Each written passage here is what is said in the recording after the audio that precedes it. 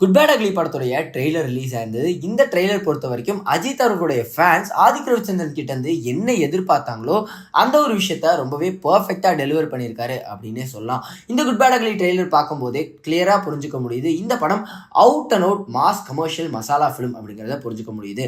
அஜித் அவர்கள் கிட்ட இருந்து அஜித் அவர்களுடைய ஃபேன்ஸ் இதை தான் ரொம்ப நாளா எதிர்பார்த்தாங்க. காரணம் என்னன்னா, அஜித் அவர்களுடைய படங்கள்ல கண்டிப்பா ஒரு சின்ன அட்வைஸ் வந்து யங்ஸ்டர்ஸ்க்கு இருக்கும். ஒரு அவுட் அண்ட் அவுட் கமர்ஷியல் படம் பண்ணி அஜித் அவர்கள் ரொம்ப நாள் ஆச்சு. ஸோ இதை தான் ஃபேன்ஸ் ரொம்ப வருஷமாக எதிர்பார்த்துட்டு இருந்தாங்க. அதையும் அஜித் அவர்கள் குட் பேட் அக்லி மூலியமாக டெலிவர் பண்ணியிருக்காரு. இந்த குட் பேட் அக்லி ட்ரெய்லர் பொறுத்த வரைக்கும் ஆதிக் ரவிச்சந்திரன் அவர்கள் அவருடைய சக்ஸஸ் பேட்டர்னை ஃபாலோ பண்ணியிருக்காரு அப்படின்னு சொல்லியே ஆகணும். காரணம் என்ன அப்படின்னா, மார்க் ஆண்டனி படத்துடைய ட்ரெய்லர் பொறுத்த வரைக்கும் பஞ்சு மிட்டாய் சேலை கட்டி அந்த பாட்டோட பேட்டர்ல அப்படியே ட்ரெய்லரை கட் பண்ணியிருப்பாரு. அது ஆடியன்ஸை ரொம்பவே அட்ராக்ட் பண்ணி அதுதான் அந்த படத்துக்கு மெயின் புல்லாகவும் அமைஞ்சது. அதே மாதிரி இந்த குட் பேட் அக்லி ட்ரெய்லர் பொறுத்த வரைக்கும் ஒத்த ரூபாயின் தாரேன் அந்த பாடலை வச்சு பக்காவா ட்ரெய்லரை கட் பண்ணியிருக்காரு. இதுவும் ஆடியன்ஸ்க்கு ரொம்பவே இம்ப்ரெசிவா அமைஞ்சிருக்கு. அண்ட் இதுல ஜிவி அவருடைய ஒர்க்கை ரொம்ப பெர்ஃபெக்டா இன்சர்ட் பண்ணியிருக்காருன்னு சொல்லியே ஆகணும். ஆரம்பத்தில் ஒத்த ரூபாயின் தாரேன் அந்த பாடலில் ஸ்டார்ட் ஆகுறது அப்படியே ஒரு குட் பேட் அக்லி தீமுக்கு மாறி எகைன் அந்த ஒத்த ரூபாயின் தாரேன் பாடலுக்கே மாறி எகைன் டார்கீஸோட பாடல் மூலியமா அப்படியே அந்த ட்ரெய்லரை ரொம்பவே பர்ஃபெக்டா அவருடைய ஒர்க்கை ஜிவி வந்து பண்ணியிருக்காரு. இந்த ட்ரெய்லர் பார்க்கும்போது இந்த படத்துடைய கதையை நம்மளால கெஸ் பண்ண முடியுது. அது என்ன அப்படின்னா, எல்லாத்தையுமே பண்ணிட்டு இருந்த கேங்ஸ்டர் ஃபேமிலிக்காக விட்டுட்டு ஒரு நல்ல லைஃபை வாழ்ந்துட்டு இருக்காரு. எகெயின் ஃபேமிலிக்கு ஒரு பிரச்சனை அப்படின்னு வந்தோடனே அவர் உள்ள வந்து எல்லா விஷயத்தையும் சரி பண்ற மாதிரி தான் இந்த படம் அமைய போகுது அப்படிங்கிறது இந்த ட்ரெய்லர் பார்க்கும்போது புரிஞ்சுக்க முடியுது. அண்ட் இந்த ஒரு கோர் பொறுத்த வரைக்கும் ஒரு சக்சஸ்ஃபுல் ஃபிலிம்கான கோர் தான் இது. ஆனால் இது எப்படி ஸ்க்ரீன் பிளே மூலியமா டெலிவர் பண்ண போறாங்க அப்படிங்கிறது தான் நம்ம வெயிட் பண்ணி பார்த்தாகணும். அண்ட் இந்த ட்ரெய்லர் பார்க்கும்போது நிறைய கேஸ்ட் அண்ட் க்ரூ வந்து பக்காவாக ரிவீல் பண்ணியிருக்காங்க. அண்ட் ஒரு சில கேமியோஸும் நம்ம வந்து அதிகமாக எதிர்பார்க்கலாம்.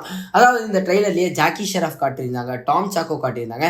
ஸோ எல்லாருமே எதிர்பார்த்துட்டு இருக்கிற கேமியோவாக இருக்கிறது எஸ்ஜே சூர்யா அவர்களுடைய தான். ஏன்னா பலரும் சொல்லிட்டு இருக்கிறது கண்டிப்பாக எஸ்ஜே சூர்யா அவர்கள் இருக்காரு அப்படிங்கிறது தான். அண்ட் இந்த ட்ரெய்லர்லேயே அஜித் அவர்களுடைய பல படங்களுடைய ரெஃபரன்ஸை நம்மளால் பார்க்க முடிஞ்சுது. அண்ட் இது படத்தில் ரெஃபரன்ஸா இல்லை படமே ரெஃபரன்ஸாங்கிறதுக்கு தான் இந்த ட்ரெய்லரில் அவர் கட் பண்ணியிருக்காரு. ஸோ என்னெல்லாம் ரெஃபரன்ஸ்னு பார்க்கும்போது ஆரம்பத்தில் அர்ஜுன் தாஸ் அவர்கள் போட்டோஸ் காட்டும் போதே பரமசிவன்ல இருந்த அஜித் அவர்களுடைய போட்டோவா இருக்கட்டும் இல்ல பில்லால இருந்த அஜித் அவர்களுடைய போட்டோவா இருக்கட்டும் எல்லாத்தையுமே பாக்குற மாதிரி தான் காட்டியிருக்காங்க. அண்ட் அந்த அனிமேஷன் காட்டும் போது அது அமர்கலமுடைய கேரக்டரையும் காட்டியிருந்தாங்க. ஸோ அமர்கலம் கேரக்டரை ஃபியூச்சரிஸ்டிக்கா காட்ட போறாங்களா இல்ல பில்லாவுடைய கேரக்டரை ஃபியூச்சரிஸ்டிக்கா காட்ட போறாங்களா அப்படிங்கிறது எல்லாத்தையுமே நம்ம வெயிட் பண்ணி தான் பார்க்கணும். அண்ட் அடுத்த ரெஃபரன்ஸா பார்க்கும்போது த்ரிஷா சொல்லுவாங்க எங்க அப்பாவை கார்ல இருந்து தள்ளி விட்டதே அவர் தான் அப்படின்னு. ஸோ அது நமக்கு நல்லாவே தெரியும் மங்காத்தா படத்துடைய ரெஃபரன்ஸ் அப்படிங்கிறது. ஆரம்பத்தில் அர்ஜுன் தாஸ் அவர்கள் சொல்ற டயலாகுமே மங்காத்தா படத்துல அஜித் அவர்கள் யூஸ் பண்ண ஒரு டயலாக் தான். அண்ட் பிரபு அவர்கள் சொல்ற அவன் பயத்துக்கே பயம் காட்டுறவன் அப்படிங்கிற டயலாக் வந்து நமக்கு நல்லாவே தெரியும் பில்லா படத்துடைய ரெஃபரன்ஸ். அண்ட் கடைசியில நம்ம சிம்ரன் அவங்களை கில் பில் படத்துடைய காஸ்டியூம்லயே காட்டுறாங்க. ஸோ நம்ம எல்லாருக்குமே தெரியும் வாலியில இவங்க ரெண்டு சேர்ந்து நடிச்சிருந்தாங்க. அண்ட் வாலி படத்துடைய ரெஃபரன்ஸுமே டீசர்ல இருந்து. ஸோ இது வந்து நல்லா கனெக்ட் பண்ணிக்கூடிய ரெஃபரன்ஸாகவும் இருந்தது. அண்ட் ஈவன் தீனா படத்துடைய டயலாக கை இருக்கும் கால் இருக்கும் அந்த டயலாகையுமே வந்து ப்ரெசென்ட் பண்ணியிருந்தாங்க. ஸோ ஏதாவது அஜித் அவர்களுடைய கேங்ஸ்டர் கேரக்டரோடைய ஃபியூச்சரிஸ்டிக்கா காட்ட போறாங்களா இல்ல இது ஒரு புது கேரக்டரா இருக்க போதா அப்படிங்கிறதுமே ஒரு சர்ப்ரைஸ் எலிமெண்டா தான் இருக்கு. ஸோ இந்த ட்ரெய்லர் பொறுத்த வரைக்கும் நம்மளால தெளிவா புரிஞ்சுக்க முடியுது இது வந்து ஒரு mass commercial masala film. So out and out லாஜிக்கெல்லாம் பார்க்காம ஜஸ்ட் ஃபிலிமோட மேஜிக்கை மட்டும் நம்பி வந்தா கண்டிப்பா குட் பேட் அக்லி ஒரு மிகப்பெரிய எக்ஸ்பீரியன்ஸா இருக்க போகுது.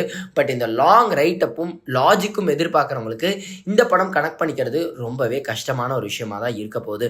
ஸோ ட்ரெய்லர்ல காட்டப்படுற பிரசன்னா அவர்களா இருக்கட்டும் சுனில் அவர்களா இருக்கட்டும் இல்ல டாம் சாக்கோவா இருக்கட்டும் இல்ல ஜாக்கி ஷெராஃபா இருக்கட்டும் இல்ல அர்ஜுன் தாஸா இருக்கட்டும் இவங்க எல்லா கேரக்டர்ஸையும் எப்படி யூஸ் பண்ண போறாங்க அப்படிங்கிறதே ரொம்பவே சர்ப்ரைசிங்கான விஷயமா தான் இருக்கு.